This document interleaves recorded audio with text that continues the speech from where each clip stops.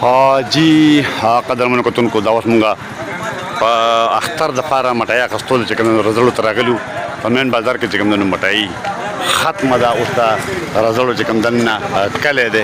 هغې ته مونږ راننوتي یو او دا چاچا اسرارالدین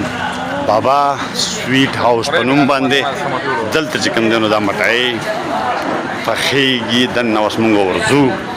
دلته هم خلک چې کوم دی نو ناست دی لکه دلته مټۍ نن ډېر زیات آرډرز چې کوم دی نو راځي دوی نور جوړ هم نه دي چې تیاره کړي خو بهرحال کوشش دی چې میلمنو دپاره چې کوم دی نو دغه کړي دا پکې دلته چې کوم دی نو شوګر پرې پرته ده دلته داسې ده چې دغه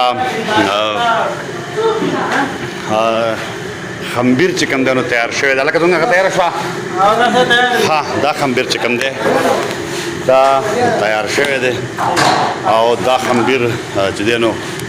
دا ورته دلته کې داسې کي بیا یې چې کوم دی نو په چړه باندې وړوکې کي او بیا په دغې وړوکې نه چې کوم دی نو بیا دلته په دې لوښي کې واچوي وایه ورکه صبر وکړه او خو راځه دا شی رااخیستل غواړي ټیک شوه دا دغه خمبیر د وجې نه په دغه بیا لکه دا چې کوم دی نو چې کوم دا خمبیر پیکه دی که نه دا پیکه دی دا اول مطلب دا چې پیکه ده بهرحال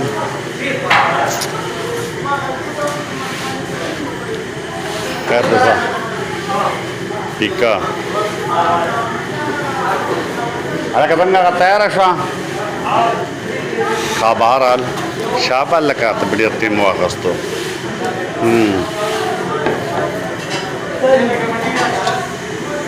دا بیا دلته کې راځي چې کوم دی نو دې ځای کې پرته وي او دلته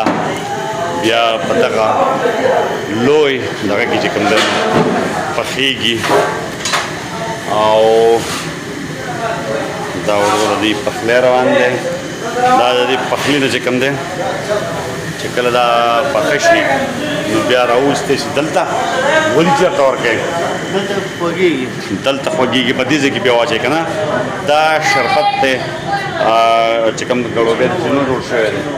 او دې ته چې کوم دی نو دا ور واچوي او د دې نه بیا هلته وباسي او د هغه ځای کې نه چې کوم دی نو په دغه ټیمانو کې وباسي دا ټیمان دلته پراته دي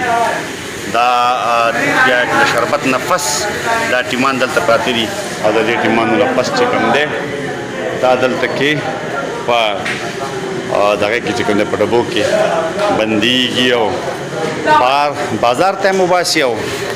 دلته چې کوم دی نو دلته هم خرڅېږي نو چونکې بازار کې نشته دی دا د دې نشته دی نو سپیشلي مونږ دلته راځو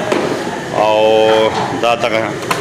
چلوکی یو ځل بیا مونږ وښیو بیا چې کوم دی نو دغه شان چې کټ شي نو بیا ته دغه شان ته جوړه شي بیا چې کوم دی نو هلته نه پخېږي څوک پکې راولمه استاد دا دی ښځه نو بیا دغه شان ته پخېږي هر سړی په استاد باندې مین دی ښه خبره ده بیا چې کوم دی نو دا دلته دغه کټ راوړي دلته بیا دلته راشي بیا دلته پخېږي او بیا په دغه شربت کې او د شربت نه پس هلته اړولی کېږي او بیا چې کوم دی دغه شانته په ټیمانو کې اچولی کېږي او دا ټیمان بیا دي په ډبو کې بندوي او خلکو ته ورکوي دغه د رزړو سپیشل مټایي وه چاچا اسرارالدین چې کوم مین بیکري ده د رزړو په کلي کې وایي جي